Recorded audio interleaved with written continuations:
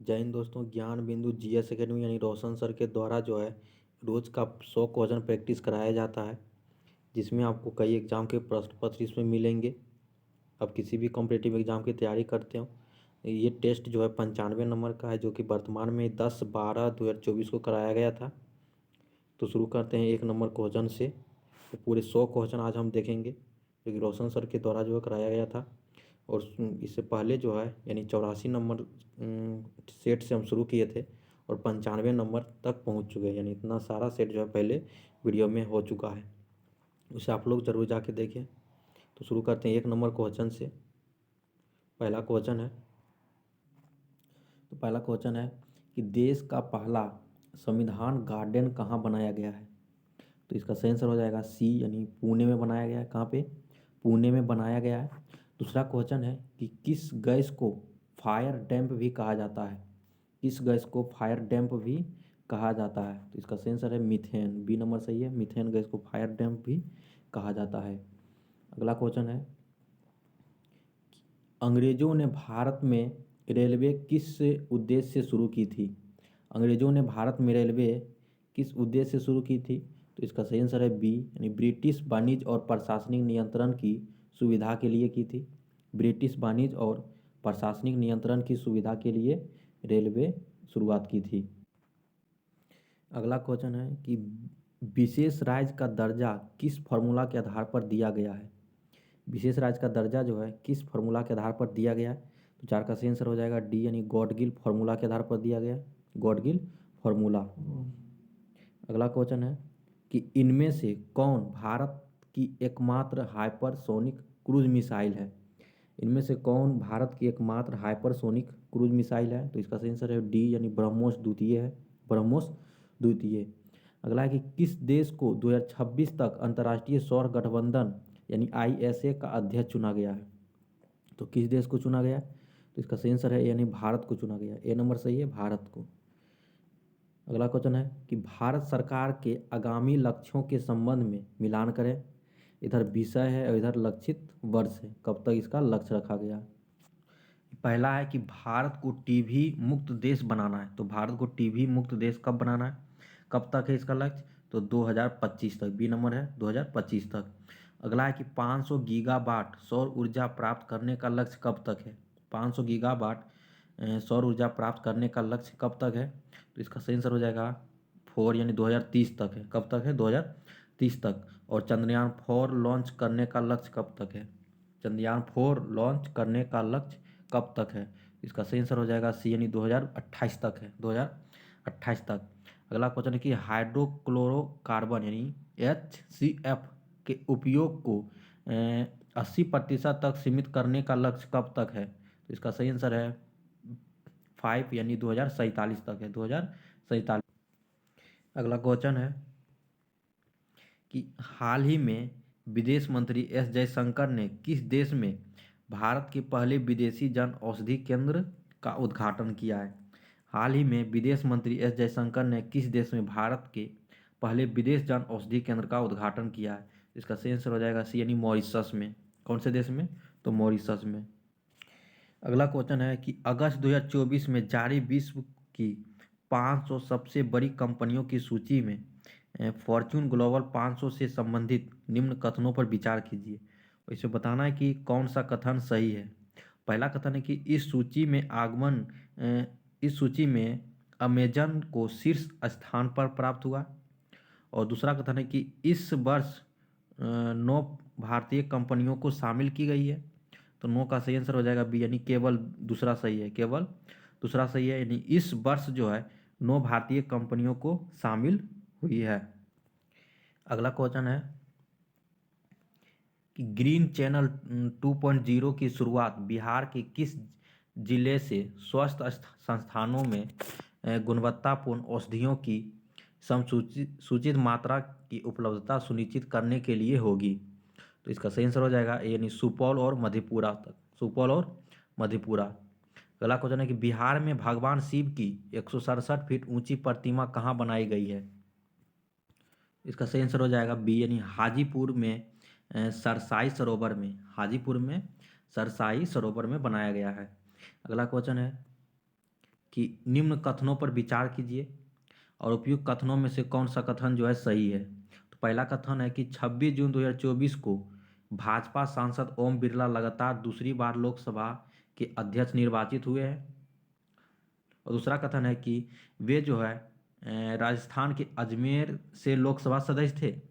तो 12 का सही आंसर है केवल एक सही है, यानी 26 जून 2024 को भाजपा सांसद ओम बिरला लगातार दूसरी बार लोकसभा के अध्यक्ष निर्वाचित हुए हैं। और ये जो है राजस्थान के अजमेर से नहीं, कोटा से लोकसभा सदस्य बने हैं, कोटा से।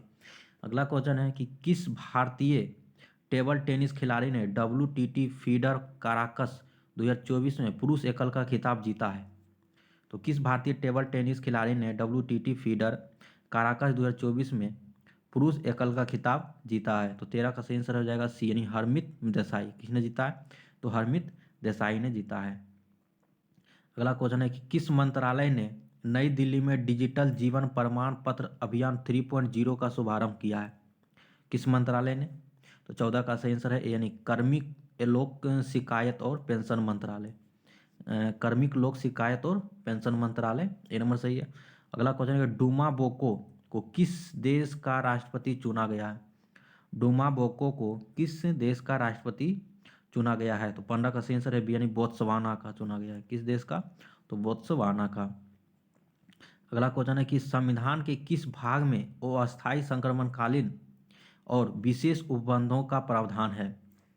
संविधान के किस भाग में अस्थायी संक्रमणकालीन और विशेष उपबंधों का प्रावधान है? तो 16 का सही आंसर हो जाएगा सी, यानी भाग 21 में। कहाँ पे है? भाग 21 में। बाकी जो है भाग 18 में क्या है? तो भाग 18 में जो है आपात उपबंध है। और भाग 19 में क्या है? तो भाग 19 में प्रकीर्णन है। और भाग 22 में संविधान के लागू होने और संविधान के नाम और संविधान के हिंदी पाठ्यक्रम से संबंधित भाग 22 में है। अगला क्वेश्चन देखते हैं कि इधर है अनुसूचियां और इससे संबंधित विषय है, मिलान करना है इसको। तो इसको मिलान करते हैं। 17 नंबर है। पहला है कि 8वीं अनुसूची। तो 8वीं अनुसूची किससे संबंधित है? तो ए का सही आंसर हो जाएगा 3, यानी राष्ट्रीय भाषाओं की सूची से संबंधित है। और 9वीं अनुसूची किससे संबंधित है? तो 9वीं अनुसूची जो है इस अधिनियम से सम्मिलित के अधिकार क्षेत्र के बाहर से है। और 10वीं अनुसूची में क्या है? तो 10वीं अनुसूची में जो है दूसरा इसका हो जाएगा दल बदल विरोधी कानून। और 11वीं अनुसूची में पंचायती राज व्यवस्था से संबंधित पंचायती राज व्यवस्था का प्रावधान है। तो इसका सही आंसर हो जाएगा डी, सही आंसर हो जाएगा 3, 1, 2, 4। अगला क्वेश्चन है कि भारत के संविधान के अनुच्छेद 3 के अनुसार संसद द्वारा विधि द्वारा क्या है? भारत के संविधान के अनुच्छेद 3 के अनुसार संसद विधि द्वारा क्या है? तो 18 का सही आंसर हो जाएगा सी, यानी 2 और 3 सही है। दूसरा है कि किसी भी राज्य की सीमाओं में परिवर्तन कर सकेगी। और तीसरा है कि किसी भी राज्य के क्षेत्रफल बढ़ा सकेगी। ये जो अनुच्छेद 3 में है। अगला क्वेश्चन है कि भारतीय संविधान का कौन सा अनुच्छेद भारत की विदेश नीति से संबंधित है? भारतीय संविधान का कौन सा अनुच्छेद जो है भारत की विदेश नीति से संबंधित है? तो इसका सही आंसर हो जाएगा अनुच्छेद 51। कौन सा है? तो अनुच्छेद 51। अगला क्वेश्चन है कि मूल संविधान में राज्यों को 4 अलग अलग प्रवर्गों को समाप्त करने के लिए किसकी अध्यक्षता में राज्य पुनर्गठन आयोग की गठन किया गया है? तो 20 का सही आंसर हो जाएगा, यानी फजल अली आयोग के गठन की अध्यक्षता में। अगला क्वेश्चन है कि भारत में रहने वाला ब्रिटिश नागरिक दावा नहीं कर सकता है। भारत में रहने वाला ब्रिटिश नागरिक दावा नहीं कर सकता है। तो 21 का सही आंसर हो जाएगा ए, यानी व्यापार और व्यवसाय की स्वतंत्रता का अधिकार जो है दावा नहीं कर सकता है। और बाकी जो है बाकी विधि के समक्ष समता का अधिकार और जीवन से व्यक्तिगत स्वतंत्रता और सुरक्षा का अधिकार और धर्म की स्वतंत्रता का अधिकार का दावा कर सकता है। अगला क्वेश्चन है भारतीय संविधान के भाग 3 में कुल कितने अनुच्छेदों में मूल अधिकारों का वर्णन है? तो भारतीय संविधान के भाग 3 में कुल कितने अनुच्छेदों में मूल अधिकारों का वर्णन है? तो 22 का सही आंसर है डी, यानी 24। कितना हो जाएगा? 24 है। अगला क्वेश्चन है कि 1995 में पारित अस्पृश्यता अपराध अधिनियम को वर्तमान में किस नाम से जाना जाता है? 1995 में पारित अस्पृश्यता अपराध अधिनियम को वर्तमान में किस नाम से जाना जाता है? तो इसका सही आंसर हो जाएगा डी, सिविल अधिकार संरक्षण अधिनियम के नाम से जाना जाता है। सिविल अधिकार संरक्षण अधिनियम के नाम से जाना जाता है। अगला क्वेश्चन है कि सदन में राष्ट्रपति के विरुद्ध महाभियोग प्रस्ताव पास करने के लिए कितने सदस्यों का समर्थन चाहिए?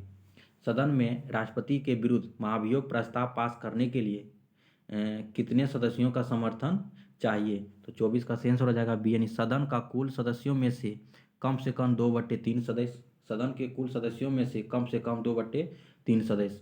अगला क्वेश्चन है कि प्रधानमंत्री पद से पदत्याग करने वाले प्रथम व्यक्ति कौन है? प्रधानमंत्री पद से पदत्याग करने वाले प्रथम व्यक्ति कौन है? तो 25 का सही आंसर हो जाएगा सी, यानी मोरारजी देसाई है। कौन है? मोरारजी देसाई। अगला क्वेश्चन है कि क्या किसी राज्य में विधान परिषद की सृजन अथवा उत्पादन के लिए संवैधानिक संशोधन की आवश्यकताएं होती है? तो इसका सही आंसर हो जाएगा बी, यानी नहीं होती है। क्या हो जाएगा? नहीं होती है। अगला क्वेश्चन है कि सूर्य ग्रहण की स्थिति पाई जाती है, तो किस स्थिति में?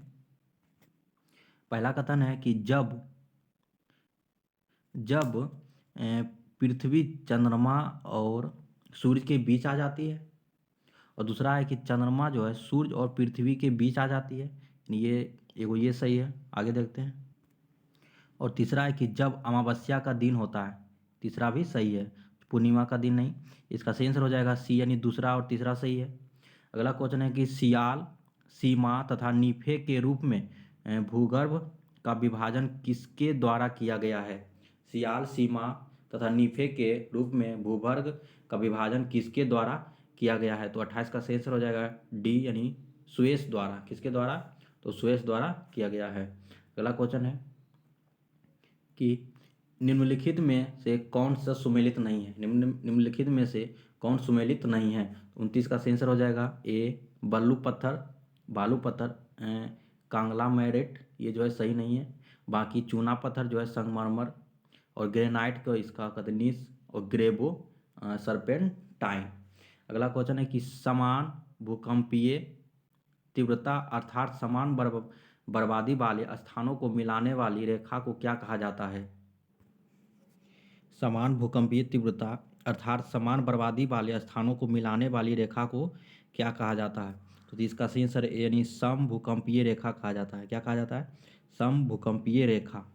अगला क्वेश्चन है कि निम्न में से कौन सुमेलित नहीं है? निम्न में से कौन सुमेलित नहीं है? तो इसका सही आंसर है डी, यानी निष्क्रिय ज्वालामुखी एटना है। ये जो है गलत है। बाकी सही कि शांत ज्वालामुखी जो है देवबंद, और जागृत ज्वालामुखी अस्टाम्बोली है, और प्रसुप्त ज्वालामुखी क्राकाटाओ है। अगला क्वेश्चन है कि तुर्की में अनातोलिया का पठार किन पर्वत श्रेणियों के मध्य में स्थित है? तुर्की में अनातोलिया का पठार किन पर्वत श्रेणियों के मध्य में स्थित है? तो 32 का सही आंसर है ए, यानी पोंटिक तथा टॉरस के बीच। पोंटिक तथा टॉरस के बीच है। अगला क्वेश्चन है कि निम्नलिखित में से कौन सा कथन असत्य है? निम्नलिखित में से कौन सा कथन असत्य है? असत्य कथन का चुनना है। तो इसका सही आंसर हो जाएगा ए, यानी देशांतर रेखाओं की कुल संख्या 180 है। यानी देशांतर रेखाओं की कुल संख्या 180 नहीं 360 है। कितना है? 360। अगला है कि किसी भी स्थान की ग्रीनविच रेखा से कोणीय दूरी काके उस स्थान के देशांतर कहा जाता है। सही बात, दूसरा सही है। और तीसरा है कि देशांतर रेखाओं के बीच की दूरी विषुवत रेखा पर अधिकतम एवं ध्रुवों पर शून्य होती है। ये भी सही है। और विषुवत रेखा पर देशांतर रेखाओं के बीच की दूरी 111.3 किलोमीटर होती है। ये भी सही, पहला गलत है। अगला क्वेश्चन है कि पछुआ हवाएं वे हवाएं होती है जो बहती है। पछुआ हवाएं वे हवाएं होती है जो बहती है। इसका सही आंसर है डी, यानी भूमध्य रेखा के 30 डिग्री से 60 डिग्री उत्तर दक्षिण अक्षांश रेखाओं के मध्य में बहती है। उत्तर दक्षिण रेखाओं के मध्य में बहती है। अगला क्वेश्चन है, इसमें गलत युग्म को चुनना है। इधर झीलें हैं और इधर प्रकार है। इसका सही आंसर हो जाएगा बी, यानी हिमानी निर्मित झीलें लोनार के प्रकार हैं। तो ये जो है गलत है। और बाकी सही है कि विवर्तनिक झील जो है बूलर झील के प्रकार हैं, और लेगून झील जो है चिल्का झील के, और वायु निर्मित झीलें जो है लूनक सरन लून लूनकर नसर है। अगला क्वेश्चन है, इधर स्थल है, इधर क्या है, नदियां का संगम है। रुद्रप्रयाग जो है, रुद्रप्रयाग कौन कौन सी नदी के पास मिलता है? रुद्रप्रयाग के पास तो अलकनंदा और मंदाकिनी नदी के, अलकनंदा और मंदाकिनी जहाँ मिलता है उसे कहते हैं रुद्रप्रयाग। और विष्णुप्रयाग जो है, विष्णुप्रयाग ये अलकनंदा और धौली गंगा जहाँ मिलते हैं उसे विष्णुप्रयाग करते हैं। और कर्णप्रयाग जो है, कर्णप्रयाग ये अलकनंदा और पिंडार नदी जहाँ मिलते हैं उसे कर्णप्रयाग करते हैं। और देवप्रयाग जो है भागीरथी और अलकनंदा जहाँ मिलते हैं उसे देवप्रयाग कहते हैं। अगला क्वेश्चन है, अगला क्वेश्चन है कि निम्नलिखित कथनों का सत्य कथन को पहचान कीजिए। तो पहला कि छत्तीसगढ़ बॉक्साइट का शीर्ष भंडार राज्य है। दूसरा कि ओडिशा बॉक्साइट के शीर्ष उत्पादक राज्य है। तो 37 का सही आंसर हो जाएगा बी, यानी केवल दूसरा सही है, केवल दूसरा सही है, यानी ओडिशा जो है बॉक्साइट का शीर्ष उत्पादक राज्य है। उड़ीसा जो है बॉक्साइट का शीर्ष उत्पादक राज्य है। अगला क्वेश्चन है कि निम्नलिखित में से कौन सा नगर लूनी नदी के किनारे स्थित है? तो लूनी नदी के किनारे कौन सा नगर स्थित है? तो 38 का सही आंसर हो जाएगा बी, यानी अजमेर। कौन सा तो अजमेर नगर लूनी नदी के किनारे स्थित है। अगला क्वेश्चन है कि निम्नलिखित में से कौन सा युग्म सही सुमेलित नहीं है? इधर हिमनद है, इधर अवस्थित कहाँ पे है? तो 39 का सही आंसर हो जाएगा डी, यानी सोना पानी हिमनद जो है गौरी गंगा है, तो ये जो है गलत है। बाकी सही है कि सियाचिन हिमनद जो है नुब्रा घाटी, और बियाफो हिमनद जो है ब्राब लो घाटी, और तीसरा है कि बारह सिगरी ग्लेशियर जो है चुंद्रा घाटी स्थित है। अगला क्वेश्चन है सूची 1 और सूची 2 से मिलाना है। इधर है, इधर टीन के उत्पादक क्षेत्र और इधर अवस्थित है, टीन के उत्पादक क्षेत्र और इधर अवस्थित है। तो पहला है कि सेलांगोर, तो सेलांगोर कहाँ अवस्थित है? तो मलेशिया में। कहाँ है टीन उत्पादक क्षेत्र? ये जो है मलेशिया में। टिंगाहा, टिंगाहा कहाँ है? तो ऑस्ट्रेलिया में है। टिंगाहा कहाँ है? तो ऑस्ट्रेलिया में। और यूनान, तो यूनान कहाँ है? तो चीन में है। और बिलीटन कहाँ है? तो इंडोनेशिया में। बिलीटन कहाँ है? तो इंडोनेशिया में। इसका सही आंसर हो जाएगा ए। अगला क्वेश्चन है कि निम्नलिखित में से कौन सा सुमेलित नहीं है? कौन सा सुमेलित नहीं है? तो 41 का सही आंसर हो जाएगा डी, यानी यारगाड जो है, यारडार्ग जो है ज्वालामुखी स्थलाकृत है, ये जो है गलत है। और बाकी जो है लेपिज लेपिज लेपिज जो है कार्ड्स स्थलाकृत है। और ज्यूजेन जो है मरुस्थलीय स्थलाकृत है। और तलकटी घाटी जो है हिमानीकृत स्थलाकृत है। अगला क्वेश्चन है कि पृथ्वी और चंद्रमा सूर्य के लगभग समान दूरी पर है, फिर भी औसतन पृथ्वी चंद्रमा के अपेक्षा अधिक गर्म है, इसका कारण क्या है? पृथ्वी और चंद्रमा सूर्य से लगभग समान दूरी पर है, फिर भी औसतन पृथ्वी चंद्रमा की अपेक्षा अधिक गर्म है, इसका कारण क्या है? तो इसका सही आंसर हो जाएगा सी, यानी चंद्रमा पर वायुमंडलीय नहीं के बराबर है इसलिए। अगला क्वेश्चन है कि बिहार के किस कृषि जलवायु क्षेत्र में सबसे अधिक जिले हैं? बिहार के किस कृषि जलवायु क्षेत्र में सबसे अधिक जिले हैं? तो इसका सही आंसर है उत्तर पश्चिम में। किस क्षेत्र में? तो उत्तर पश्चिम में। अगला क्वेश्चन है बिहार में SPUR परियोजना का संबंध किससे है? बिहार में SPUR परियोजना का संबंध किससे है? तो इसका सही आंसर हो जाएगा डी, यानी नगर निगम वित्त से। किससे? तो नगर निगम वित्त से। अगला क्वेश्चन है कि बिहार में सतत विकास के लिए राज्य सरकार द्वारा 7 निश्चय योजना अभियान आरंभ कब किया गया था? बिहार में सतत विकास के लिए राज्य सरकार द्वारा 7 निश्चय योजना आरंभ जो है कब किया गया? तो 45 का सही आंसर हो जाएगा सी, 2015 में किया गया। सी नंबर सही है, 2015 में किया गया है। अगला क्वेश्चन है कि बिहार के निम्न में से कौन सा जिला है जो नेपाल एवं पश्चिम बंगाल दोनों सीमा के साझा करती है? इसका सही आंसर है ए, यानी किशनगंज जिला जो है नेपाल एवं पश्चिम दोनों से सीमा साझा करता है, किशनगंज। अगला क्वेश्चन है कि निम्नलिखित में से कौन सी पंचवर्षीय योजना के लक्ष्य हैं? तो कौन से पंचवर्षीय योजना के लक्ष्य हैं? तो 47 का सही आंसर हो जाएगा डी नंबर सही हो जाएगा। उपयुक्त में से सभी है, यानी पहला है विकास, आधुनिकीकरण, आत्मनिर्भरता, और चौथा है समानता। सभी पंचवर्षीय योजनाओं के लक्ष्य हैं। अगला क्वेश्चन देखते हैं।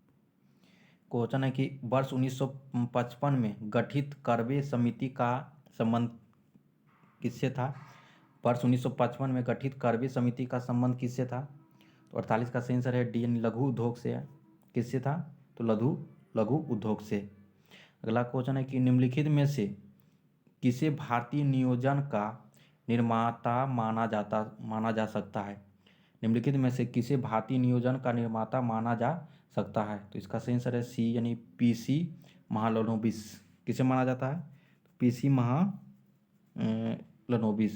अगला क्वेश्चन है कि भारत में काम के बदले अनाज कार्यक्रम किस वर्ष प्रारंभ किया गया था? भारत में काम के बदले अनाज कार्यक्रम किस वर्ष प्रारंभ किया गया था? तो ये जो है 1970 में प्रारंभ किया गया था। बी नंबर सही, 1970 में। अगला क्वेश्चन है कि निम्नलिखित में से कौन सा ऊर्जा गैर वाणिज्यिक स्रोत नहीं है? कौन सा ऊर्जा जो है गैर वाणिज्यिक स्रोत नहीं है? तो इसका सही आंसर है बी, यानी कोयला जो है गैर वाणिज्यिक स्रोत नहीं है। बाकी लकड़ी, गोबर और कृषि अपशिष्ट है। अगला क्वेश्चन है कि निम्नलिखित में से कथनों पर विचार कीजिए और सही कथन को चयन कीजिए। पहला कथन कि सामान्य वस्तुओं की मांग अप्रत्यक्ष रूप से उपभोक्ताओं की आय के समानुपाती होती है। दूसरा है कि निम्न गुणवत्ता वाली वस्तुओं की मांग प्रत्यक्ष रूप से उपभोक्ताओं की आय से संबंधित होती है। तो इसका सही आंसर है ना तो एक ना तो दो जो है सही है, दोनों कथन गलत है। अगला क्वेश्चन है कि निम्नलिखित में से किसे आधुनिक अर्थशास्त्र का जनक माना जाता है? निम्नलिखित में से किसे आधुनिक अर्थशास्त्र का जनक माना जाता है? इसका सही आंसर है डी, यानी एडम स्मिथ को आधुनिक अर्थशास्त्र का जनक माना जाता है, एडम स्मिथ। अगला क्वेश्चन है कि निम्नलिखित में से कौन सा हिंदी साप्ताहिक समाचार पत्र 1940 में बिहार में हुए कृषि और किसान आंदोलन का मुख्य पत्र था? तो इसका सही आंसर हो जाएगा डी, यानी हुंकार। कौन सा था? तो हुंकार।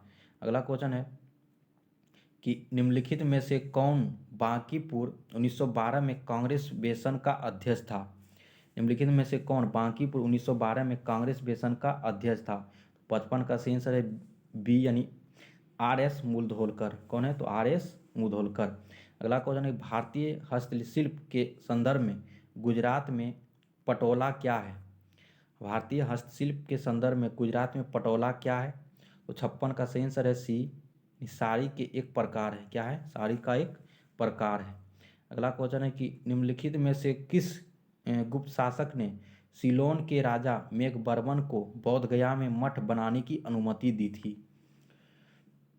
निम्नलिखित में से किस गुप्त शासक ने सीलोन के राजा मेघवर्मन को बोध गया में मठ बनाने की अनुमति दी थी? इसका सही आंसर है ए, यानी चंद्रगुप्त प्रथम ने दी थी। कौन? चंद्रगुप्त प्रथम। अगला क्वेश्चन है कि निम्नलिखित में से कौन जैन धर्म अपनाने वाली प्रथम महिला थी? निम्नलिखित में से कौन जैन धर्म अपनाने वाली प्रथम महिला थी? इसका सही आंसर है ए, यानी चंदना। कौन थी? तो चंदना। अगला क्वेश्चन है कि निम्नलिखित में से किस स्तूप में अजातशत्रु द्वारा बुद्ध की पूजा करने का साक्ष्य मिलते हैं? निम्नलिखित में से किस स्तूप में अजातशत्रु द्वारा बुद्ध की पूजा करने का साक्ष्य मिलते हैं? तो इसका सही आंसर हो जाएगा बी, यानी भरहुत स्तूप में। कहाँ मिलते हैं? भरहुत स्तूप में। अगला क्वेश्चन है कि निम्नलिखित में से कौन सा महाजनपद बिहार क्षेत्र में स्थित नहीं था? तो कौन सा महाजनपद जो है बिहार क्षेत्र में स्थित नहीं था? इसका सही आंसर हो जाएगा सी, यानी अवंती। कौन है? तो अवंती जो है बिहार के क्षेत्र में स्थित नहीं था। बाकी अंग, मगध और वाणिज्यिक गणराज्य जो है ये बिहार में स्थित क्षेत्र था। अगला क्वेश्चन है कि वैदिक काल में बिहार क्षेत्र को संदर्भित करने के लिए निम्नलिखित में से किस शब्द का प्रयोग किया गया है? तो इसमें बताना है कि सही उत्तर को चयन करना है। तो 61 का सही आंसर है बी, यानी 1 और 3 का शब्द का प्रयोग किया गया, यानी कीकट और ब्रात्य। कीकट और ब्रात्य। अगला क्वेश्चन, मानव शरीर में खून के शुद्धिकरण की प्रक्रिया को क्या कहते हैं? मानव शरीर में खून के शुद्धिकरण को प्रक्रिया को क्या कहते हैं? ये कहते हैं ए नंबर है, यानी डायलिसिस कहते हैं। क्या कहते हैं? डायलिसिस। अगला क्वेश्चन है, मिलान करना है इसको, सूची 1 को सूची 2 से मिलाना है। तो ओटोइसिस, ओटाइसिस जो है इसका सही आंसर है कान। कहाँ पे होता है? कान में। और एनसेफेलाइटिस जो है ये कहाँ होता है? तो मस्तिष्क में। कहाँ होता है? मस्तिष्क। और लोरेंजियाइटिस जो है ये होता है गला में। कहाँ पे? गला में। और हेपेटिटस जो है ये यकृत में होता है। कहाँ पे? यकृत में। इसका सही आंसर है ए 2 4 1 3 63। अगला क्वेश्चन है कि मानव शरीर में क्षुद्रांत के 3 संरचनात्मक भागों की लंबाई का कौन सा सही ह्रासवान क्रम है? कौन सा सही ह्रासवान क्रम, यानी क्षुद्रांत के 3 संरचनात्मक भागों की लंबाई में? तो 64 का सही आंसर हो जाएगा डी, यानी शेषांत्र, मध्यांत्र और गृहिणी है। शेषांत्र, मध्यांत्र और गृहिणी सही है। अगला क्वेश्चन है कि अमाशय द्वारा स्रावित रस भोजन को आसानी से पचा लेते हैं, लेकिन अमाशय स्वयं इन पाचक रसों से अप्रभावित रहता है, क्यों? तो इसका सही आंसर है यानी अमाशय की दीवार श्लेष्मा के द्वारा सुरक्षित रहती है। क्यों रहती? तो अमाशय का दीवार जो है श्लेष्मा के द्वारा सुरक्षित रहती है। अगला क्वेश्चन है कि नवजात शिशु के लिंग का निर्धारण किससे वंशागत हुए गुणसूत्र द्वारा किया जा सकता है? तो इसका सही आंसर है पिता के द्वारा। किसके द्वारा? पिता के द्वारा करता है। अगला क्वेश्चन है कि कहा जाता है कि ताजमहल मार्बल कैंसर से ग्रस्त है? कहा जाता है कि ताजमहल जो है मार्बल कैंसर से ग्रस्त है, तो यह मार्बल कैंसर क्या होता है? तो इसका सही आंसर है सी, यानी यह अम्लीय वर्षा जो मार्बल का क्षरण करती है। क्या है? तो अम्लीय वर्षा जो मार्बल का क्षरण करती है। अगला क्वेश्चन है कि वह वर्णक जो वनस्पति का पराबैंगनी किरणें दुष्प्रभाव से बचाता है वह कौन सा है? वह वर्णक जो वनस्पति के पराबैंगनी किरणों के दुष्प्रभाव से बचाता है, तो वह कौन सा है? तो इसका सही आंसर है सी, यानी फाइकोसाइनिन। क्या कौन सा है? तो फाइकोसाइनिन। ये जो है वनस्पति वर्णक है जो पराबैंगनी किरणें के दुष्प्रभाव से बचाता है। अगला है कि जीवाणुओं को पौधे माना गया है, क्यों? जीवाणुओं को पौधे माना गया है, तो क्यों? तो इसका सही आंसर है बी, यानी इनमें कठोर कोशिका भित्ति होती है, इसलिए जीवाणुओं को पौधे माना गया है। इनमें कठोर कोशिका भित्ति होती है। अगला क्वेश्चन है कि खदानों में अधिकांश विस्फोट होते हैं। खदानों में अधिकांश विस्फोट होते हैं, तो क्यों होते हैं? तो वे जो हवा के साथ मीथेन के मिश्रण से, हवा के साथ जो है मीथेन के मिश्रण से खदानों में अधिकांश विस्फोट होते हैं। अगला क्वेश्चन है कि जब शुष्क KNO3 में सांद्र H2SO4 मिलाया जाता है तो भूरा धुआं निकलता है, तो वह धुआं कौन सा होता है? तो इसका सही आंसर हो जाएगा सी, यानी NO2 होता है। NO2 का धुआं निकलता है। अगला क्वेश्चन, न्यूक्लियर रिएक्टर में प्रयोग किया जाने वाला हिमंदक कौन सा है? न्यूक्लियर रिएक्टर में प्रयोग किया जाने वाला विमंदक कौन सा है? तो इसका सही आंसर हो जाएगा ग्रेफाइट है। कौन सा है? तो ग्रेफाइट। अगला क्वेश्चन है कि तीसरे और चौथे समूह के ऑक्साइड का सामान्य गुणधर्म क्या है? तीसरे और चौथे समूह के ऑक्साइड का सामान्य गुणधर्म क्या है? तो ये जो है बेसिक और एसिडिक है। क्या है? बेसिक और एसिडिक। अगला क्वेश्चन है कि सल्फ्यूरिक अम्ल बनाने की संपर्क विधि के उत्प्रेरक के रूप में प्रयुक्त होता है। सल्फ्यूरिक अम्ल बनाने की संपर्क विधि में उत्प्रेरक के रूप में प्रयुक्त होता है, तो इसका सही आंसर हो जाएगा बी, यानी प्लेटिनम चूर्ण होता है। क्या होता है? प्लेटिनम चूर्ण। अगला है कि डायनेमो में ऊर्जा परिवर्तन होता है। डायनेमो में ऊर्जा परिवर्तन होता है, किससे किससे होता है? तो इसका सही यांत्रिक ऊर्जा से विद्युत ऊर्जा में होता है। यांत्रिक ऊर्जा से विद्युत ऊर्जा में। अगला क्वेश्चन है कि सुपर कंडक्टर ऐसे पदार्थ हैं जो सुपर कंडक्टर ऐसे पदार्थ है जो ए नंबर सी है सही है, यानी जो विद्युत करंट के प्रवाह को न्यूनतम रोधिका देते हैं। जो विद्युत करंट के प्रवाह को न्यूनतम रोधिका देते हैं उसे सुपर कंडक्टर पदार्थ कहते हैं। अगला क्वेश्चन है कि जब एबोनाइट की छड़ को बिल्ली के खाल में रगड़ते हैं तो एबोनाइट का छड़ कौन सा आवेश होगा इसमें? तो इसका सही आंसर है इस पर ऋण आवेश होगा। क्या हो जाएगा? तो ऋण आवेश। इसका एस नंबर सही है। अगला क्वेश्चन है कि जब एक कॉम्पैक्ट डिस्क यानी सीडी सूर्य के प्रकाश में देखी जाती है तो इंद्रधनुष के समान रंग दिखाई देते हैं। तो इसकी व्याख्या की जा सकती है किसके द्वारा? तो ये जो है अपवर्तन, विवर्तन और परागमन की परिघटना के आधार पर ये जो है इंद्रधनुष के समान रंग दिखाई देते हैं। अगला क्वेश्चन है कि चंद्रमा पर धरातल से दूर विस्फोट सुनाई नहीं पड़ता है। क्यों नहीं सुनाई पड़ता है? तो ये जो है वायुमंडल की अनुपस्थिति के कारण वहाँ पे चंद्रमा पर दूर के विस्फोट सुनाई नहीं देते हैं। अगला क्वेश्चन है कि आंतरिक ऊर्जा की संकल्पना ऊष्मागति के किस नियम से मिलती है? आंतरिक ऊर्जा की संकल्पना ऊष्मागति के किस नियम से मिलती है? इसका सही आंसर हो जाएगा एन बी नंबर, यानी प्रथम नियम से मिलती है। कौन से? तो प्रथम नियम से ऊष्मागति के नियम मिलता है। अगला क्वेश्चन है कि ब्लॉटिंग पेपर द्वारा स्याही को सोखने में शामिल है। ब्लॉटिंग पेपर द्वारा स्याही को सोखने में शामिल है तो इसका सही आंसर हो जाएगा बी, यानी कोशिकीय अभिक्रिया परिघटना के कारण। कोशिकीय अभिक्रिया परिघटना के कारण। अगला क्वेश्चन है कि शेरशाह सूरी द्वारा निर्मित सड़क और सराय अफगान साम्राज्य में धमनियाँ थी।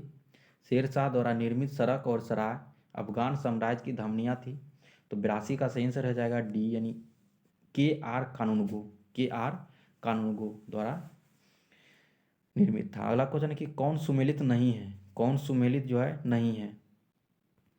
तो इसका सही आंसर हो जाएगा डी सुमेलित नहीं है, यानी मान्या भूमि जो है राज्य के सीधे नियंत्रण वाले ग्रामों की भूमि है। तो ये जो है सही सुमेलित नहीं है। बाकी सही है कि उबली भूमि जो है गांव के कुछ विशेष सेवाओं के बदले में दी जाने वाली मुक्त भूमि थी। और कुट्टगी जो है ये पट्टे पर ली जाने वाली भूमि थी। और कुदी जो है ये कृषक मजदूर की भूमि थी। अगला क्वेश्चन देखते हैं कि किसने सल्तनत काल में प्रचलित डाक व्यवस्था का विस्तृत विवरण दिया था? किसने सल्तनत काल में प्रचलित डाक व्यवस्था का विस्तृत विवरण दिया? तो इसका सही आंसर है इब्न बतूता। किसने दिया था? इब्न बतूता ने दिया था। अगला क्वेश्चन है कि मध्यकालीन सूफियों में से सबसे धनी सूफी कौन थे? मध्यकालीन सूफियों में सबसे धनी सूफी कौन थे? तो ये जो है सही आंसर है यानी शेख बहाउद्दीन जकारिया थे। कौन थे? शेख बहाउद्दीन जकारिया। अगला क्वेश्चन है कि औरंगजेब के विरुद्ध हुए उत्तर भारत के विद्रोह का सही क्रम क्या है? औरंगजेब के विरुद्ध हुए उत्तर भारत के विद्रोह का सही क्रम क्या है? तो 86 का सही आंसर है यानी जाट, बुंदेला और सतनामी और सिख। जाट, बुंदेला, सतनामी और सिख का सही क्रम है। अगला क्वेश्चन है कि बंगाल के किस नवाब ने 2 वर्षों के लिए सभी व्यापारियों के लिए समस्त व्यापारिक करों एवं चुंगियों को खत्म कर एक बड़ा असाधारण कदम उठाया था? तो इसका सही आंसर है मीर कासिम ने उठाया था। किसने? मीर कासिम ने उठाया था। अगला क्वेश्चन है कि निम्नलिखित में से कौन सा एक दिल्ली में नादिर शाह के सैन्य अभियान की सफलता के लिए संभव कारण क्या था? तो इसका सही आंसर हो जाएगा डी, यानी आक्रमण सेना द्वारा बेहतर सैन्य प्रौद्योगिकी का प्रयोग। आक्रमण सेना द्वारा बेहतर सैन्य प्रौद्योगिकी का प्रयोग। अगला क्वेश्चन है, इधर है ब्रिटिश उपनिवेशवाद का चरण और इधर है विशेषता, तो इसको मिलाना है। पहला कि वाणिज्यिक चरण जो है 1757 से 1813, इसमें जो इसका पहला सही हो जाएगा यानी एकाधिपत्य व्यापार व प्रत्यक्ष विनियोग का काल था ये। और दूसरा है कि औद्योगिक चरण यानी 1813 से 1860, इसमें क्या था? तो मुक्त व्यापार का काल था ये, मुक्त व्यापार का काल। और तीसरा है कि वित्तीय पूंजीवाद जो कि 1860 से 1947 तक, इसमें जो है ब्रिटिश पूंजी निवेश का काल था, ब्रिटिश पूंजी निवेश का काल। इसका सही आंसर हो जाएगा ए नंबर सही हो जाएगा। इसमें भी सुमिलित करना है इधर है अकाल से संबंधित आयोग, इधर है गवर्नर जनरल। तो पहला कि अस्ट्रेची आयोग जो कि 1880 में हुआ था। तो इस समय गवर्नर जनरल कौन थे? तो लॉर्ड लिटन थे, लॉर्ड लिटन। दूसरा है कि लियल आयोग जो कि 1897 में हुआ था। इसके समय में गवर्नर जनरल कौन थे? तो लॉर्ड एल्गिन थे, लॉर्ड एल्गिन। तीसरा है कि मैकडोनल मैकडोनल आयोग जो 1900 में हुआ था। इसके समय में कौन थे? तो लॉर्ड कर्जन थे, लॉर्ड कर्जन। और है वुड हेड आयोग, वुड हेड आयोग तो 1943 से 1944 में हुआ था। जो कि इसके समय में कौन थे? तो लॉर्ड बेवेल थे, लॉर्ड बेवेल। तो 90 का सही आंसर हो जाएगा ए नंबर सही हो जाएगा, 1 2 3 4। अगला क्वेश्चन है दोस्तों, संपूर्ण पॉलिटी का भी वीडियो अपलोड कर दिया गया, उसे ज़रूर देखें। और करंट अफेयर्स का यानी ज्ञान बिंदु के द्वारा करंट अफेयर्स दिया गया है, तो वो भी वीडियो अपलोड कर दिया गया है, उसे भी ज़रूर जाके देखें। अब अगला क्वेश्चन है कि 91 नंबर, इस इधर आंदोलन है, इधर केंद्र है। यानी बायूनी आंदोलन 1839 में हुआ था। ये केंद्र कहाँ हुआ था? तो ये ढाका में। कहाँ पे? ढाका में। और दार उल उलूम जो कि 1867 में हुआ था। ये कहाँ हुआ था? देवबंद में। कहाँ पे? तो देवबंद में। और तीसरा है कि अहमदिया जो कि 1889 से 90 में हुआ था। ये कहाँ हुआ था? तो फरीदकोट में हुआ था। कहाँ पे? फरीदकोट। और चौथा है कि नदबा उल उलेमा, नदबा उल उलेमा जो कि 1984 से 1995 तक, जो कि लखनऊ में हुआ था। कहाँ पे? लखनऊ में। अगला क्वेश्चन है कि भील सेवा मंडल जो कि 1922 में स्थापना किसने की थी? भील सेवा मंडल 1922 में स्थापना हुई, तो किसने की थी? तो इसका सही आंसर हो जाएगा ए नंबर यानी अमृतलाल विट्ठल दास, अमृतलाल विट्ठल दास ने इसकी स्थापना की थी। अगला क्वेश्चन है कि निम्नलिखित में से किसने इंडियन नेशनल कांग्रेस की नरम दलीय जन राजनीति की व्यवस्थित आलोचना न्यू लैम्प्स फॉर ओल्ड शीर्षक लेखों की श्रृंखला में की? तो कौन से लेखक थे? तो इसका सही आंसर हो जाएगा ए नहीं, अरविंद घोष। कौन? अरविंद घोष। अगला क्वेश्चन है कि सरदार वल्लभ भाई पटेल को जाना जाता है, तो किसके किसके लिए जाना जाता है? तो ये जो है इसका सही आंसर हो जाएगा 1 और 2 यानी राज्यों के पुनर्गठन के लिए और लौह पुरुष के रूप में जाना जाता है। और तीसरा जो है देश बंधु के रूप में चितरंजन दास के रूप में जाना जाता है देश बंधु को। अगला क्वेश्चन है कि निम्नलिखित में से कौन सा कथन पूना पैक्ट 1932 के संदर्भ में सही नहीं है? पूना पैक्ट 1932 के संदर्भ में सही नहीं है, तो इसका सही आंसर हो जाएगा ए नहीं, सरकारी नौकरियां में दलितों को समुचित प्रतिनिधित्व, ये जो नहीं है। और बाकी सही है कि प्रांतीय विधानमंडलों में दलित वर्गों के लिए स्थानों का आरक्षण। और तीसरा है कि केंद्रीय विधानमंडलों में दलित वर्गों के लिए स्थानों का आरक्षण। और चौथा है कि संयुक्त निर्वाचक मंडल पद्धति की स्वीकृति। अगला क्वेश्चन है कि आयरन शब्द किस खेल से संबंधित है? आयरन शब्द जो है किस खेल से संबंधित है? तो गोल्फ से संबंधित है। किससे है? गोल्फ से संबंधित है आयरन शब्द। अगला क्वेश्चन है कि हिंद चीन पहुंचने वाले प्रथम व्यापारी कौन थे? हिंद चीन पहुंचने वाले प्रथम व्यापारी कौन थे? इसका सही आंसर हो जाएगा सीनी, पुर्तगाल थे। कौन थे? पुर्तगाल। अगला क्वेश्चन है कि 1780 और 1850 के दशक के बीच ब्रिटेन में उद्योग और अर्थव्यवस्था के परिवर्तन को क्या कहा जाता है? 1780 और 1850 के दशक के बीच ब्रिटेन में उद्योग और अर्थव्यवस्था के परिवर्तन को क्या कहा जाता है? तो इसको कहा जाता है पहली औद्योगिकी क्रांति। क्या कहा जाता है? पहली औद्योगिकी क्रांति कहा जाता है। अगला है कि स्टानले कप संबंधित है किससे? स्टानले कप जो है किससे संबंधित है? ये जो है आइस हॉकी से है। क्या हो जाएगा? डी नंबर सही हो जाएगा, आइस हॉकी से संबंधित है।